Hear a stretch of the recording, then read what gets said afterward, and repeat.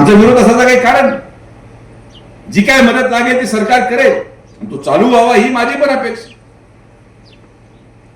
ज्यांच्याकडे जबाबदारी ते निश्चित त्याला चालू करायचा प्रयत्न करतील. पण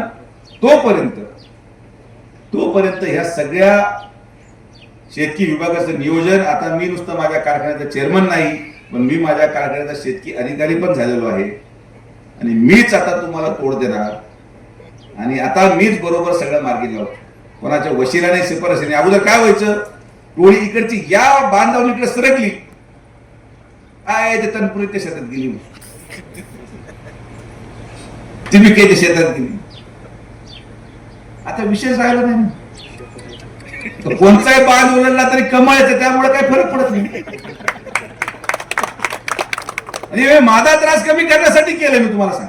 कधी कधी कमळावर एका दादाने भागायचं का आपल्याला? आता 3-3 दादा घ्या माझ्याकडून.